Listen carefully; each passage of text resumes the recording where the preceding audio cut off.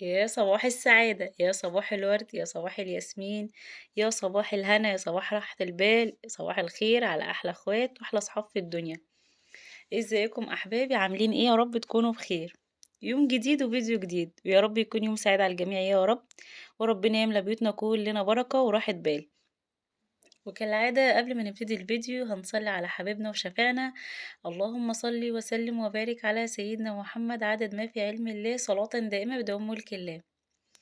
ابتديت اليوم معاكم كده من الأول، اليوم كان طويل جدًا، كل التفاصيل أنا صورتها لكم، بس قسمتها على فيديوهين عشان خاطر الفيديو ما يبقاش طويل معاكم.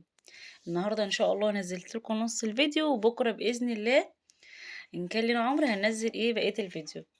بس يالّا بقى حطّي لي لايكات كتير كده بقى للفيديو وشجعيني عشان خاطر طبعًا ناس تاني تشوفني. لو أنتِ حابة قناتي وحابة المحتوى بتاعي وحابة إن أنا أفيد ناس تانية، فحاولي إن أنتِ تحطّي لي لايك كده وكومنت حلو زيِّك، عشان كومنتاتكم بتفرحني جدًا، وعشان ناس تاني تشوف القناة وتكبر بيكم إن شاء الله. أنا بقى هابتدي معاكم من الغدا. عملت هاعمل شوية مكرونة، هاعمل الغدا بسيط جدًا، لإن اليوم بقى النهارده كلّه فحت وردم.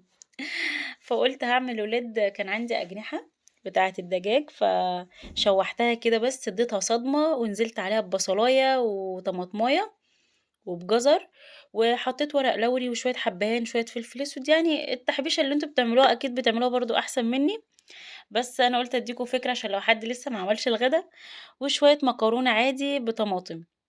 وكان عندي شوية مواعين كده في الحوض، قُلت هاخلّصهم بسرعة كده عشان أنا عايزة النهارده المطبخ يبقى فاضي خالص.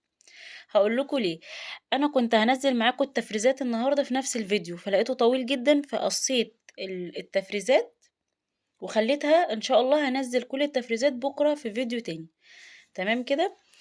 بس هاسلُق بقى معاكم المكرونة، وهاعمل معاكم شوية المواعين، عندي شوية غسيل، عملت كده فنجانين قهوة أنا وجوزي كده وقعدنا شربنا القهوة كده. وحابة برضه إن أنا أتكلّم معاكم النهارده في حاجة، يعني علاقتِك إزاي تبقى كويسة مع جوزِك. فكذا حد كان كاتب لي في الكومنتات اتكلّمي معانا عن البيت، عن المشاكل الأسرية، عن الحاجات اللي هي زي كده. بُصّي، كل البيوت فيها مشاكل، ما فيش حد يعني اللي يقول لِك أنا سعيد ده يبقى كذّاب، واللي يقول لِك دايمًا أنا تعيس برضه يبقى كذّاب. كل البيوت فيها مشاكل ودايمًا بنختلف وبنزعل وبنتصالح، وهو ده الطبيعي، لإن الخناقات في الجواز عاملة زي الفلفل والشطة كده، بتدّي الحياة طعم، فدايمًا لازم بنتخانق فنرجع نتصالح، فيعني فاهمين؟ فيعني دايمًا الست أنا دايمًا باقول هي سبب السعادة في البيت أكتر من الراجل، ليه بقى؟ لإن أنتِ اللي قاعدة كل حاجة أنتِ بتعمليها في البيت، باحس إن الأم طاقة إيجابية، بتوزّع كل الطاقة اللي فيها على اللي حواليها. أنا لمّا باكون تعبانة باحس كل البيت تعبان، أكون مبسوطة كل البيت فرحان. فدايمًا يعني الست بيبقى عندها سبحان الله يا رب دي حاجة من عند ربنا، بتقدر تدّي كل اللي حواليها حنيّة وطاقة غير طبيعية. فتحسّي إن الأم دي مليانة حنان وحُب بيوصل لأي حد. تلاقي بالذات الست حنيّنة على أخواتها، على مامتها، على باباها، على كل الناس اللي حواليها، مع إن ممكن ما يكونش حد حنين عليها، ممكن ما يكونش حد بيعمل اللي هي بتعمله دوّة، يعني بيبادلها نفس الحاجة، بس دايمًا إحنا عندنا عطاء، وربنا هو اللي خلقنا كده. تحسّي إن الست دايمًا عندها عطاء وتقدر تتحمّل مسؤولية، يعني حقيقي أنا باشوف ستات يعني ربنا يدّيهم الصحة، ممكن جوزها يتوفى وتقعد مثلًا بكذا عيّل وتربّي وتبقى أم جوّه البيت وأب برّه البيت، وبيبقى سبحان الله ربنا مدّينا طاقة. عارفين أنتم لو الواحد وزّع الطاقة ديّة وعرف إن هو يحطها في مكانها، بجد مش هيبقى في حد زينا. يعني الست بالذات لمّا بتحط دماغها في حاجة أو بتبقى عايزة تعمل حاجة بتعملها.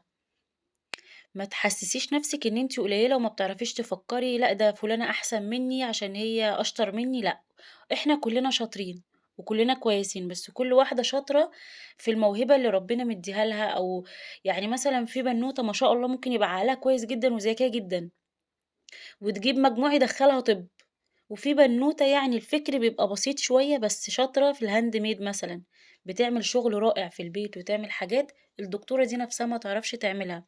كل واحد مننا عنده جوهر يا بنات، بس هي لازم تفتش كده جواها تعرف هي عندها إيه، يعني هي مثلًا بتحب إيه. في ستات تعمل شغل في البيت وديكورات تحفة، واحدة مهندسة مثلًا في شغلها ناجحة وكل حاجة ما تعرفش تعمل نُص اللي الست يعني اللي قاعدة في البيت دي تعمله. موهبة سبحان الله، يعني إحنا عندنا مواهب. سِت بتحب الطبخ جدًا، فتلاقيها بتعمل في العزومات أكل يعني ممكن شيف ما يعرفش يعمله. اوعي تستقلي بنفسِك، اعرفي أنتِ جواكِ إيه الطاقة اللي جواكِ أو إيه الحاجة اللي ربنا مديها لِك حلوة، وابدئي إن أنتِ نمّيها. أنا مثلًا واحدة من الناس مثلًا باحب إن أنا أغيّر وباحب إن أنا أجدد ومش عارفة إيه، فباحاول إن أنا أنمّي حاجة زي كده فيّا. مش ممكن ما ابقاش أحسن حد في الديكور، بس دايمًا باحاول إن أنا أجدد من شكل بيتي، لإن ده بيفرق في نفسيتي جدًا. أنتِ ممكن يكون عندِك نفس الموهبة، إن أنتِ بتحاولي تتعلمي حاجات جديدة، بتحبي القراية، في حاجات كتير أوي في حياتنا، بس مهما ندوّر بقى هنلاقي حاجات كتير جدًا فينا، وفينا مميزات كتير أوي حلوة. اوعي تحسي إن أنتِ أقل من صاحبتِك، أقل من سلفتِك، أقل من أختِك، أنتِ مش أقل من حد. أنتِ عندِك حاجة جواكِ بس أنتِ لسه إيه، ما عرفتيش تطلّعيها، ما عرفتيش تخرّجيها. فعايزة تبقي سعيدة مع جوزِك في بيتِك، عايزة تبقي سعيدة مع ولادِك، فلازم شوية حاجات كده أنتِ تغيّريها في نفسِك. الأول حبّي نفسِك، كوّني لنفسِك شخصية كويسة، وكوّني لنفسِك حياة بتبقي أنتِ عايشاها سعيدة. أنا عايزة أعيش سعيدة وعايزة أحب ولادي وعايزة أحب جوزي، فدايمًا حاولي إن أنتِ تدعمي نفسِك لكده.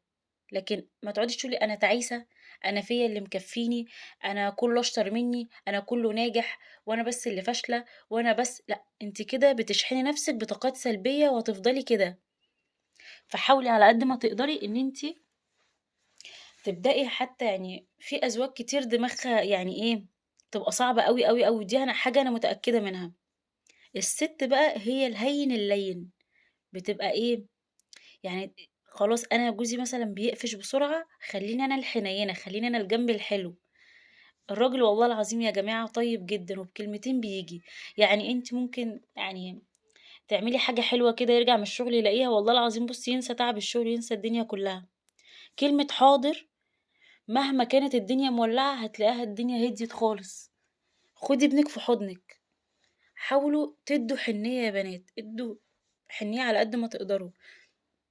الدنيا ما فيهاش، والله العظيم الدنيا مش مستاهلة أي حاجة، مش مستاهلة إن إحنا نتخانق مع بعض، مش مستاهلة إن إحنا نقعد كل يوم ننكد على بعض في بيوتنا.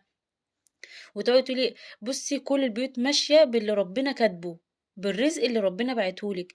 لو في واحدة جوزها شغال وبيدّيها فلوس أكتر منِّك، اوعي تفتكري إن هي أسعد منِّك، بالعكس. ممكن يكون ربنا أنتِ مدّيكِ زوج حنيّن ومدّيها مثلًا حد قلبه جامد عليها شوية. ممكن يكون ربنا مدّيكِ أنتِ أطفال ويعني ورزقِك في ولادِك وهو مثلًا يعني الدنيا هي ما عندهاش أطفال. فدايمًا ربنا مدّينا 24 قيراط وعمره ربنا أبدًا يعني ما هيظلم حد، ربنا العدل يا جماعة. فحاولي إن أنتِ بقى إيه، تبسطي نفسِك باللي في إيدِك. بُصّوا أنا هنا باورّيكم أنا كنت باعمل بقى فنجانين قهوة، يعني عملنا الغدا وقعدت بقى كده إيه مع جوزي، قُلت له: "تعالَ بقى نشرب فنجانين قهوة كده مع بعض." وقعدت أرغي معاه بقى مسكت ودنه دو، دو، دو، دو، دو، دو، دو. أنتم عارفين طبعًا الستات مش محتاجة أقول لكم. بس يعني إيه، كل فترة كده الصراحة باحب أعمل قعدة كده ونقعد نحكي ونتكلم وعامل إيه في الشغل، وأنا أحكي له عملت إيه في البيت وعملت إيه في القناة، وأقعد بقى أتكلم معاه.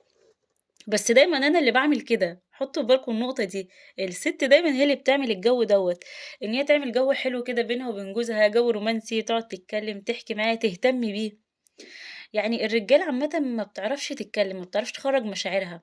فأنتِ بقى بذكائِك تقدري إن أنتِ تحتوي الراجل اللي معاكِ، تخلّيه هو يعرف يتكلم، طلّعي الكلام منه، اسحبي الكلام منه على قد ما تقدري. فالمهم أنا عايزة أقول لكم أنا رغيت لا قُلت لكم عملت أكل إيه، ولا عملت لكم حلو إيه، ولا عملت أي حاجة. باحب أتكلم معاكم أوي. أنا عملت على فكرة أم علي و وصوّرت لكم كده إيه، أنا جوزي كلها قبل ما أصوّرها أصلًا، قال لي طعمها تحفة. فالمهم غسلت برضه بعد ما شربنا القهوة كده مع بعض، غسلت إيه، عشان قُلت مش عايزة ألاقي أي حاجة. أنا بُصّوا باسبِّك طماطم أهي لو أنتم شايفين، بس الفيديو ده هينزل بكرة بتاع الطماطم. حبيت إن أنا إيه، ما ادخّلش الفيديو كلّه مع بعضه عشان ما يبقاش روتين في البيت مع تفريزات مع كده، فبكرة إن شاء الله هيبقى تفريزات بإذن الله، هافرّز معاكم شوية حاجات حلوة. بس فالمهم إن أنا كنت باتكلّم معاكِ إن أنتِ إيه، كبّري عقلِك كده، ولازم يبقى لِك هدف، لازم تبقي عايشة كده يعني إيه، اعملي أي هواية في البيت، يا إمّا بتشتغلي في بيتِك، يا إمّا بتفصّلي، اعملي أي حاجة تشغلِك. ما ت أكتر الستات اللي بتتخانق مع الرجالة يا جماعة بسبب إن هي فاضية، عندها وقت فراغ بجد. فمين قدّامها بقى؟ جوزها، أتصل بيه لازم أنكد عليه، لازم أتصل هو ما أنا بالي بقى مشغول بيه هو لوحده. ما فيش في دماغي حاجة، أنا خلّصت مثلًا شغل بيتي وروّقت، قعدت إيه ده! هو ما اتصلش بيّا بقى له 10 دقايق؟ لأ، ده أنا هاتصل أتخانق معاه دلوقتي. لأ، ما أنتِ لو عندِك حياتِك برضه، عندِك حاجة أنتِ بتعمليها، كتاب بتقريه، أنتِ مهتمية بحاجات تانية، فهتلاقي نفسِك بتتشغلي والمشاكل بتقل. لإن الست اللي دماغها فاضية عايزة أقول لِك بتعمل كوارث ومشاكل وبتخرب بيتها، حقيقي. لازم يبقى عندِك حاجة مش عايزة تشتغلي يبقى معاكِ كتاب كده، بتتعلمي لغة جديدة، يعني اتعلمي حاجة طول ما أنتِ قاعدة، طول عمركم افضلوا كده اتعلموا، لإن الحياة دي إحنا ربنا خلقنا فيها بنتعلم. ما تقعديش تقولي لأ أصل أنا كبرت، لأ إحنا ما بنكبرش يا جماعة.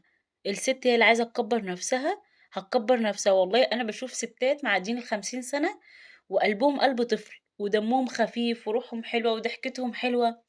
فالسِن ما لوش علاقة خالص إن الشخص كِبِر أو صِغِر، خلّي قلبِك كده حلو وخلّيكِ كده مَرِحة وهزّري في البيت، اتكلّمي مع جوزِك.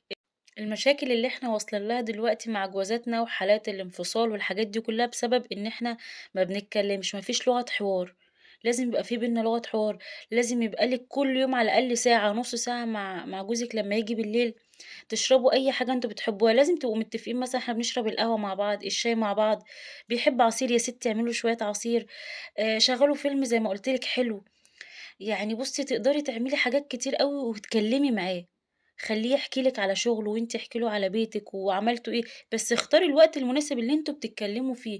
مش جاي هو متعصّب ومش قادر يُقف على حيله وطول اليوم واقف تعبان في شغله وأنتِ تيجي، ده إحنا عايزين، وعايزين، وعايزين. رحمة يا جماعة، القلب على القلب رحمة. حافظي على بيتِك وحافظي على ولادِك وحافظي على حياتِك عشان ما حدش هيحافظ لِك عليها. واحضنوا ولادكم كتير وحُبّوا بيتكم، لإن كل واحد والله العظيم في بيته ما يعلم به إلا ربنا. ما فيش حد حياته أحسن من حد، بس في سِت بتقدر تحافظ على بيتها، وفي سِت بتخرب بيتها. فأنتِ خلّيكِ من السِت اللي بتحافظ على بيتها، وبتحافظ على عيالها، وبتحافظ على جوزها. خدي بيتِك كده في حضنِك ودفّيهم، ويا رب، يا رب بحق جاه النبي والأيام المفترجة دي، ربنا يصلح أحوالنا كلّنا يا رب، ويهدّي سرنا، ويستر بيوتنا، ويخلّي لنا ولادنا، ويخلّي لنا جوازاتنا، وما يحرمناش منهم. الفيديو خلص معاكم لحد كده، أشوفكم في فيديو جديد على خير.